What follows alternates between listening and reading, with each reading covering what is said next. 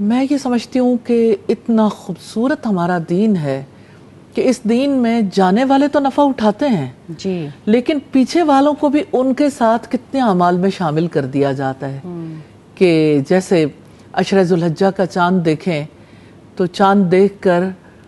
دیکھنے کے بعد جس نے قربانی کرنی ہے وہ نہ ناخن کٹوائے نہ بال کٹوائے، یعنی احرام کی جو پابندیاں ہیں وہ تو حاجی کے لیے ہیں۔ اب پیچھے والے بھی ان پابندیوں میں آتے ہیں ان 10 دنوں میں، تو یہ کہ دل جو ہے وہ سب کے ایک ساتھ جڑ جاتے ہیں بالکل ایسا۔ اور اس طرح سے یعنی ان دنوں میں ایک خاص رو جو ہے وہ نیکی کی اور اللہ سبحانہ تعالیٰ کے خاص بندوں کی یادوں کی اور اللہ تعالیٰ کے لیے جینے کی جو رو ہے وہ چل پڑتی ہے اور چل نکلتی ہے، اور اس کو ان دنوں کو اور ان دنوں کے آنے سے پہلے ان کا استقبال اچھے طریقے سے کرنا چاہیے۔ اس کے لیے ماحول جو ہے وہ گرم کرنا چاہیے، لوگوں کو تیاری کروانی چاہیے، لوگوں کو سٹوریز سنانی چاہیے، لوگوں کو اس کے لیے یعنی اس کی فضیلت بتا کے اس کے لیے یعنی اس کام کرنے کے لیے آمادہ کرنا چاہیے۔ تو ان دنوں کے فضیلت والے کاموں میں تو فضیلت تو اس بات کی بھی بہت ہے کہ آپ جس وقت چاند دیکھیں تو چاند دیکھ کر، ہر مہینے میں ہی چاند دیکھ کر دعا کرنی چاہیے، تو اس مہینے میں جب چاند دیکھیں تو چاند دیکھ کر دعا کر کے کتنا ڈیوائن کنیکشن مضبوط ہو جاتا ہے، اللہ سبحانہ تعالیٰ سے کیسے رشتہ جڑ جاتا ہے۔ اللہم احلہ علینا بالامن والایمان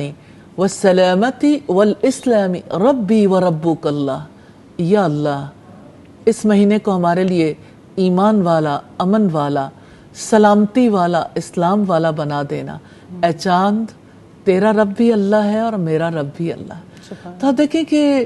انسان کی اندر وسعت کتنی آتی ہے کہ میرا رب بھی وہی ہے اور اس چاند کا اور اس کائنات کا رب بھی وہی ہے، ایک ریمائنڈر ہے، اسی طرح جیسے ہمارے آبا نے اپنے رب کو تلاش کیا تھا اور ابراہیم علیہ السلام نے جیسے تلاش کیا تھا۔ اور آپ یہ دیکھیں کہ عشرے کا آغاز ہوتا ہے تو اسی طرح سے جیسے رمضان کا آغاز ہوتا ہے تو لوگ بہت زیادہ یعنی رمضان کے لیے شوق اور محبت رکھتے ہیں، حرص رکھتے ہیں، لیکن اس وقت بھی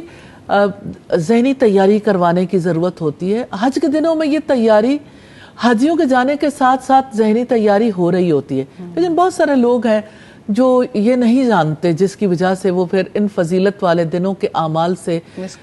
یعنی محروم ہو جاتے ہیں۔ تو ان فضیلت والے دنوں میں کرنے والے کاموں میں سب سے پہلے تو فرض نمازوں کی پابندی ہے کہ فرض نمازیں مرد حضرات، جیسے ہم رمضان میں کہتے رہے it's a month of training, it's a month of training، تو یہ پھر ایک شارٹ پیکج آ گیا، تو یہ ایک شارٹ پیکج ہے، لیکن یہ دن زیادہ افضل ہے، یہ زیادہ افضل دن ہے۔ اب یہ اس کے بارے میں بھی بہت ساری باتیں موجود ہیں۔ اب یہ ہے کہ جیسے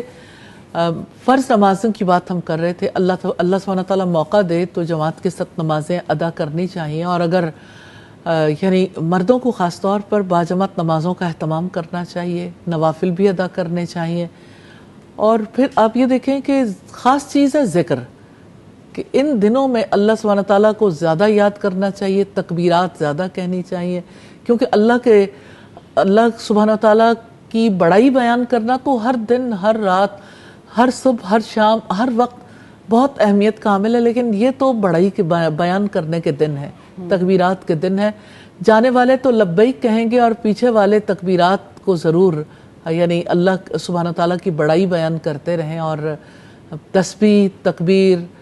اور تحمید اور تحلیل یعنی لا الہ الا اللہ، سبحان اللہ، الحمدللہ، اللہ اکبر، اور یہ 4 کلمات تو ایسے ہیں